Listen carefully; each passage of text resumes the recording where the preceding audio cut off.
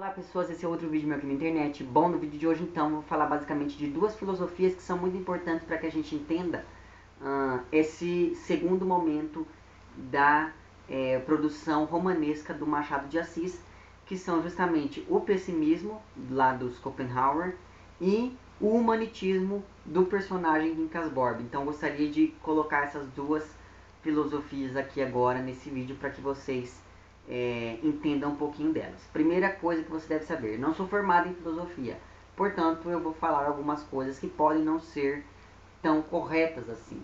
Tudo que eu vou falar aqui é fruto pura e simplesmente da minha leitura de obras filosóficas. Como eu me interessei em algum momento da minha vida acerca do pessimismo, eu fui e comprei lá alguns livros sobre o Schopenhauer e acabei estudando por conta, certo? A segunda coisa é, então, se eu falar alguma coisa errada, você me corrija lá embaixo, certo? Isso daqui não é uma aula sobre filosofia.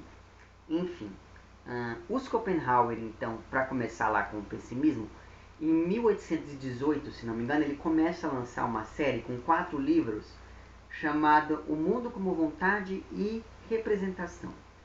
O segundo volume dessa série antes que eu comece a falar disso, a editora da Unesp, em 2010 ou 2011, não lembro agora, lançou os 4 livros em um único volume. Eu não estou achando aqui, mas caso eu encontre, eu mostro em um vídeo posterior aí para vocês, certo?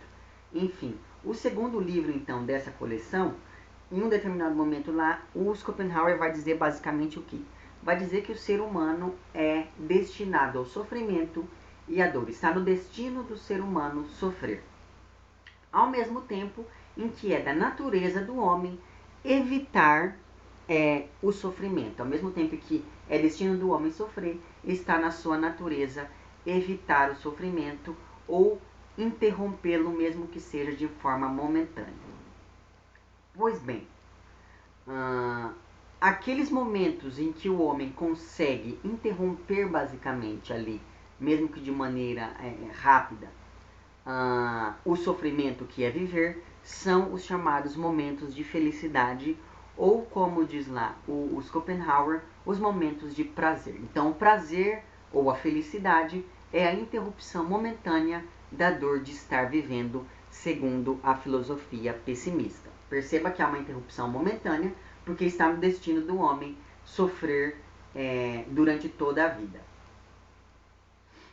Pois bem, o que move o homem para a realização dessa felicidade, o que faz com que o homem se movimente buscando sempre interromper o sofrimento, é aquilo que o Schopenhauer vai chamar de vontade. Então o homem é movido pela vontade, certo? Você tem vontade das coisas.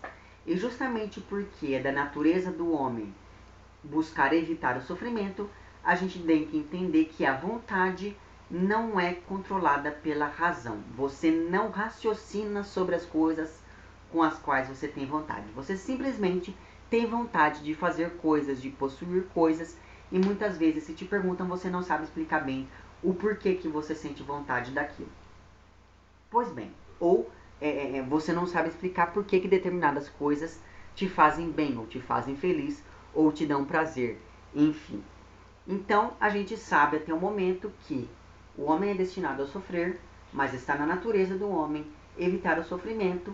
Portanto, a vontade, que é o que vai proporcionar essa interrupção momentânea do sofrimento, é algo que independe da razão do homem. O homem simplesmente sente vontade das coisas de maneira ininterrupta para que ele possa ter mais momentos de interrupção momentânea do sofrimento de estar vivendo. Mas isso não faz com que a vontade seja algo extremamente positivo no homem. Por quê? Porque assim que o homem alcança uma coisa que o faz feliz, ou assim que o homem sacia um desejo ou um prazer, enfim, surge automaticamente um novo prazer.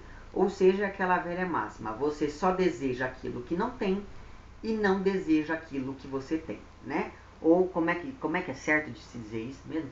Você só deseja o que não tem e aquilo que você tem você não... não lembro. Mas tem um jeito certo de falar isso que agora eu não me recordo, mas Caso eu me recorde, eu deixo certinho essa máxima lá embaixo. Mas o fato é que assim que a pessoa realiza ou concretiza um desejo, automaticamente ela passa a desejar uma outra coisa.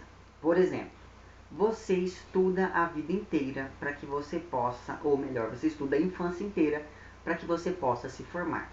O estudo é algo que te causa sofrimento. Por quê? Porque tem professores chatos, tem pessoas na escola com as quais você não gosta de conviver, tem matérias extremamente chatas, você vai mal em algumas provas. Enfim, há N fatores que fazem com que a experiência escolar nem sempre seja uma coisa positiva para a pessoa. Pois bem, aí você vai e se forma. O que é que você pensa assim que você se forma da escola? Preciso fazer o vestibular. Então você luta novamente até que você faça o vestibular. E quando você faz o vestibular e passa, você entra na universidade. E qual é a primeira coisa que você faz assim que você alcança e concretiza esse seu desejo de passar e entrar na universidade? É sair da universidade. Mas entre entrar e sair, existe todo um caminho que vai ser permeado por sofrimentos diversos. Por quê? Apesar de você amar muito o seu curso e apesar de ser tudo que você sempre quis fazer, muitas vezes você vai ter um professor chato, uma matéria desgostosa, uma pessoa com a qual você não vai se dar bem, que vai fazer com que você eventualmente sofra ali ao decorrer da sua caminhada acadêmica. Pois bem, então aí quando você se forma da faculdade, você quer fazer um mestrado, o doutorado, e assim que você faz todas essas coisas, você quer ganhar dinheiro, mas para ganhar dinheiro você precisa trabalhar, e o trabalho envolve dor e sofrimento, assim como todas as outras atividades que você faz na sua vida. Então deu para perceber aí que conforme você realiza um desejo, automaticamente você passa a querer outro, certo? Pois bem, então o pessimismo nesse sentido seria uma maneira crítica de você ver a relação que você tem com aquilo que você realmente deseja. Por quê? Porque a partir do momento que você só deseja aquilo que te faz bem, e aquilo que te faz bem é aquilo que te traz felicidade, é como diz aquela propaganda do mercado. O que faz você feliz? O pessimismo é aquela filosofia que faz com que você se ponha de maneira crítica no mundo, observe e consiga elencar o menor número de coisas para satisfazer a sua felicidade. Por quê? Porque quanto menor for o número de coisas que vai te fazer feliz, menor vai ser a vontade que você vai passar até conseguir essas coisas, certo? Pois bem, então perceba que a única saída que você tem diante de todos esses fatos é você saber distinguir aquilo que é a sua própria vontade e aquilo que é a vontade alheia. Ou seja, você ter consciência das suas vontades para que as vontades dos outros não interfiram na sua vida. Como assim? Digamos que você quer fazer artes, mas o seu papai e a sua mamãe querem que você faça engenharia. Você pode fazer o seu papai e a sua mamãe felizes e ter uma vida com uma maior probabilidade de infelicidades, ou você pode tentar ir atrás daquilo que você quer, ir atrás da sua vontade e ser feliz por uma maior quantidade de tempo. Então perceba que aí a questão do pessimismo é você saber distinguir qual é a vontade que vai pesar mais na sua vida. Nesse sentido, então, o pessimismo ele vai se construir enquanto uma filosofia contrária à questão do capitalismo e, sobretudo, à questão do consumismo. Por quê? O que é que prega o consumismo? O consumismo diz que é feliz quem tem mais coisas, enquanto que o pessimismo diz que não. Para que você seja mais feliz, é importante que você tenha que você tenha menos alvos de felicidade, digamos assim. Então o consumismo diz que para você ser feliz você tem que andar com o carro do ano, você tem que usar o celular da marca X, a roupa da loja W, o tênis do mais caro, você tem que ir para a cidade XW, você tem que ir viajar e ir para Disney, você tem que morar num bairro chique, você tem, sabe, todas essas coisas que envolvem sempre você ali ir correndo atrás de gastar mais dinheiro para que você possa alimentar o sistema. Qual que é o problema segundo o pessimismo? O problema é que essas coisas não vão te fazer totalmente feliz, porque assim que você consegue comprar o carro do ano, acaba o ano e vai lançar outro carro do ano para você ter que conseguir para que você seja feliz. Então, nesse sentido, você nunca vai ser plenamente feliz, porque conforme você conquista uma coisa, o mercado acaba lançando outra para que você compre e não consiga usufruir da felicidade ali daquele momento como deveria ser usufruído. Pois bem, mas você percebe então que, teoricamente, então, né, se a pessoa consegue se posicionar de maneira crítica, ela consegue ser mais feliz, ela consegue lidar melhor com a felicidade, uma vez que a felicidade é pouca nesse mundo e você tem que saber lidar muito bem com ela para que você possa usufruir melhor dos seus momentos felizes. Mas o problema é que nem sempre a vontade de um está em conformidade com a vontade dos demais, né? Vamos dizer aí que você e o seu coleguinha estão querendo trabalhar na empresa X. Só que a empresa X só tem uma vaga. Qual das duas vontades, a sua ou do seu amigo, deve prevalecer? E daí então nós entramos na questão do humanitismo do Quincas Borba. Porque segundo o humanitismo, a vontade que deve prevalecer é justamente a vontade do mais forte. O humanitismo, então, é a filosofia que o Quincas diz, ele comenta primeiro sobre ela aqui no Memórias Póstumas de Brás Cubas. Há um capítulo chamado O Humanitismo, em que o Quincas e o Brás estão conversando, e daí o Quincas vai explicar um pouquinho sobre como é essa filosofia de vida. Depois eu vou ler um trecho aqui para que você entenda mais ou menos. Mas o fato é que o Quincas Borba entende o indivíduo, entende o ser humano como às vezes agente e às vezes paciente da vontade. Você age em conformidade com a sua vontade, mas você, às vezes você acaba recebendo interferência das vontades alheias, né? Então perceba aí que, nesse sentido, então, o humanitismo vai ser uma tentativa de organizar essas manifestações da vontade de viver. Ah, e uma coisa importante aqui.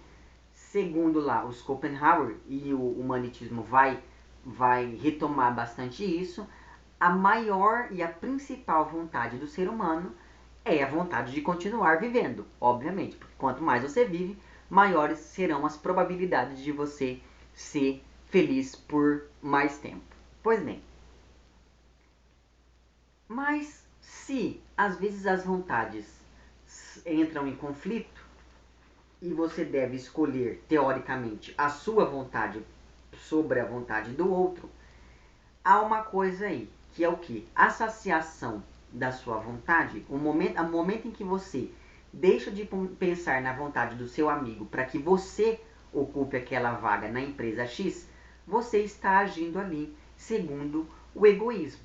Mas o humanitismo não condena essa prática. Ele diz que essa prática é a melhor prática possível, porque assim você está mostrando que a sua vontade deve se sobrepor à vontade do outro. Nesse sentido, então, o humanitismo é uma filosofia muito egoísta e uma filosofia muito injusta, e eu já vou chegar nessa parte da injustiça. O fato é que o humanitismo vai beber também em uma outra questão que o Schopenhauer fala lá no seu livro, que é a seguinte. Existem basicamente duas saídas para que uma pessoa, para que possa se resolver esse conflito entre as vontades. A primeira saída é a pessoa negar a própria vontade para que a vontade do outro prevaleça.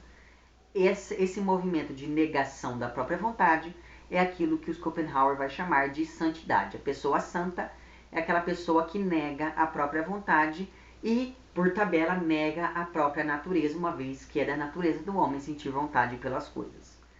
E a segunda coisa, a segunda saída para esse conflito é justamente a realização. Uma das vontades terá de ser realizada, no caso do humanitismo, a vontade do mais forte. Nesse sentido, então, o que acontece?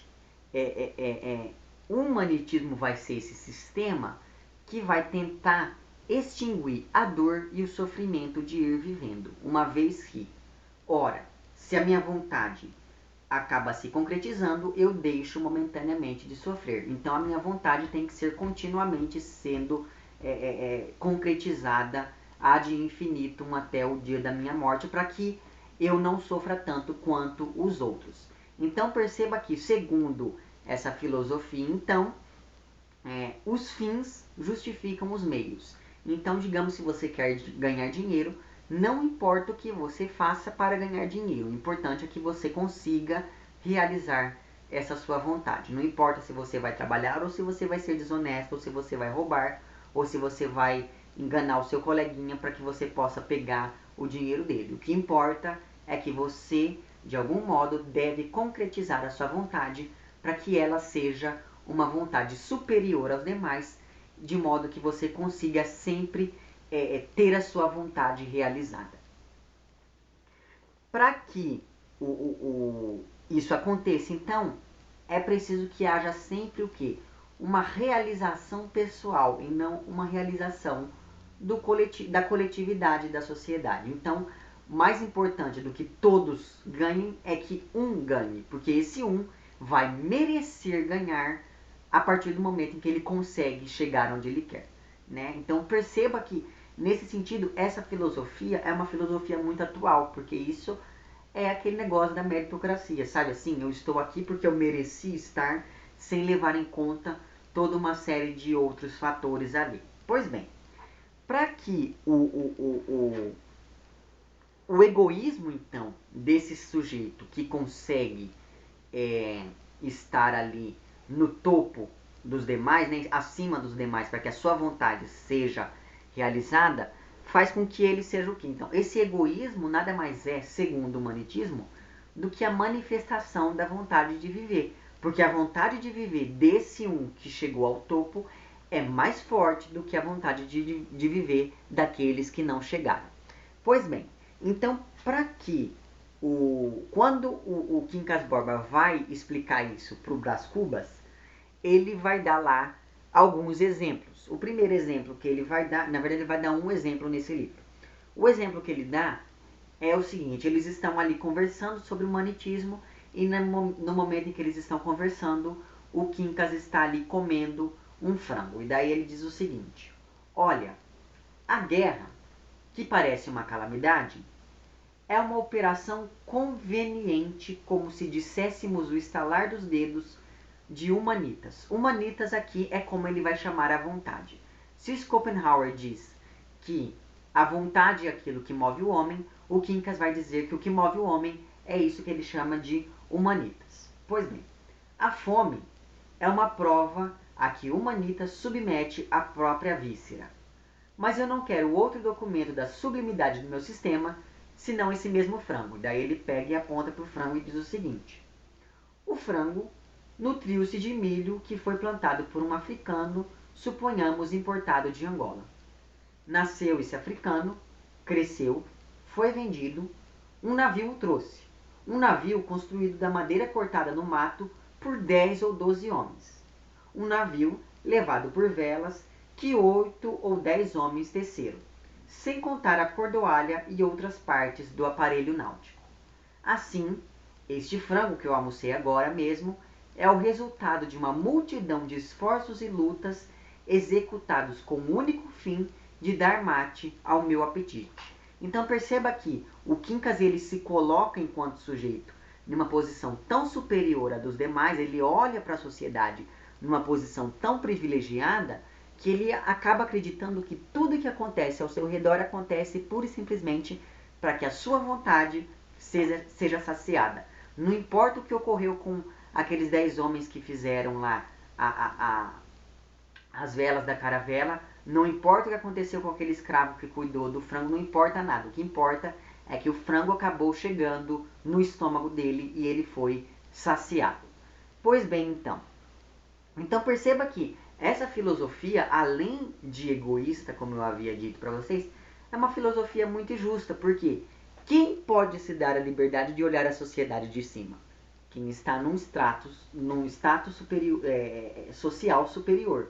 Por quê? O pobre não pode olhar para a sociedade de cima, uma vez que ele está lá embaixo na pirâmide social. Então perceba que o humanitismo é uma filosofia que vai privilegiar aqueles que já são socialmente privilegiados, que são as pessoas com certo poder aquisitivo. Então perceba que essa questão toda da meritocracia e da injustiça social já vinha sido sacada pelo Machado lá atrás em 1881. Veja só você como que o cara ele entendia da psique humana. Pois bem, depois, lá no livro do Quincas Borba mesmo, o Quincas tem um discípulo, digamos assim, e esse discípulo se chama Rubião. E há um momento em que ele vai explicar para o Rubião toda essa questão do humanitismo, e ele vai dar dois exemplos. O primeiro exemplo é o exemplo da avó dele, porque a avó do Quincas Borba morreu atropelada por uma charrete, porque o dono da charrete queria chegar em casa e comer. E o Quincas diz que não houve injustiça nem infelicidade aí. Por quê? Porque a vontade da avó de atravessar a rua não foi mais forte do que a vontade do carroceiro de chegar em casa para poder comer. Como a vontade mais forte deve prevalecer, apesar de todos os obstáculos, a vontade do carroceiro teve que suprimir a vontade da avó, matando ela. Então você perceba aí qual que é a grande questão do humanitismo, que é sempre essa coisa toda. E claro, a gente tem que pensar que nessa época, várias outras correntes filosóficas pensavam nessa questão toda do mais forte, do mais adaptado, como por exemplo lá o darwinismo social. Então perceba que o humanitismo, o Machado ele cria como uma forma de satirizar mesmo essas outras correntes filosóficas. Pois bem, uma vez que nem todos podem ser satisfeitos, a partir do momento que um, ou seja, o mais forte, tenha a sua vontade satisfeita, isso já é justo segundo aí o humanitismo. Ou seja, é uma filosofia dos privilegiados, e os privilegiados, teoricamente, são poucos. Pois bem, o segundo exemplo, então, que o Quincas vai dar para o Rubião é o exemplo do campo de batatas. E talvez esse seja o exemplo mais famoso. Por quê? Ele fala, imagine que exista um campo de batatas e duas tribos ali, uma em cada lado do campo. As batatas disponíveis no campo não podem saciar a fome das duas tribos, uma vez que, se eles forem dividir as batatas, eles vão acabar morrendo de fome porque não serão batatas suficientes para as duas. Nesse sentido, então, as duas tribos vão ter que brigar entre si, de modo que a vencedora conquistará as batatas ali daquele terreno, e daí vem aquela famosa frase, ao vencedor as batatas. E aí, nesse momento, então, o Quincas ele vai dizer uma frase muito interessante que eu acho que pode ilustrar bem toda essa questão da filosofia humanitista. Ele vai dizer o seguinte: a paz é a destruição, a guerra é a conservação. Uma vez que, se essas duas tribos ficarem em paz, as duas morrem, mas se essas duas tribos guerrearem, uma delas será conservada, e no caso, claro, obviamente, a tribo mais forte. Nesse sentido, então, não existe teoricamente uma morte universal. Por quê? Existe sim uma morte individual, mas essa morte individual vai ser justificada a partir do momento em que ela não foi forte o suficiente para continuar vivendo. Nesse sentido, então, quando uma pessoa morre, é algo positivo para a espécie, porque foi a morte do mais fraco em relação aos demais que eram mais fortes. E ele vai dar o exemplo, então, dos livros. Se eu destruo, por exemplo, esse meu livro aqui, isso não significa que todos os Memórias Póstumas de Brás Cubas serão destruídos também. Isso significa que um dos exemplares foi extinto, mas que todos os outros ainda podem ser lidos por todas as outras pessoas. Então perceba aí que a supressão de uma vida para o humanitismo, na verdade, é uma vitória para a mais forte, porque essas duas vidas não vão precisar disputar adiante por seja lá o que for. A vontade dessas duas vidas não vai entrar em conflito na medida em que uma dessas vidas seja suprimida. Então você perceba aí, eu tentei mostrar nesse vídeo, né, que já vai se encerrando aqui para não ficar muito longo, eu tentei mostrar nesse vídeo que o humanitismo nesse sentido, ele vem com um forte diálogo com a teoria pessimista, né, com a filosofia pessimista, que diz lá que os momentos de felicidade são poucos. Sendo poucos os momentos de felicidade, é bom que você saiba escolher dos momentos que você vai ter na sua vida, escolher quais deles vão te dar mais ou menos felicidade. Para fazer isso, então, você precisa adquirir essa postura crítica. Mas, eventualmente, a sua felicidade vai entrar em confronto com a felicidade de outro.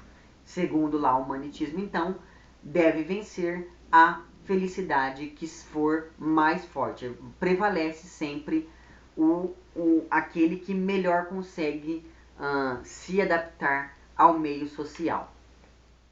E perceba, claro, obviamente, que o Machado não diz isso de maneira literal. A gente percebe que ele está sendo irônico ali e que ele usa do humanitismo para poder o quê?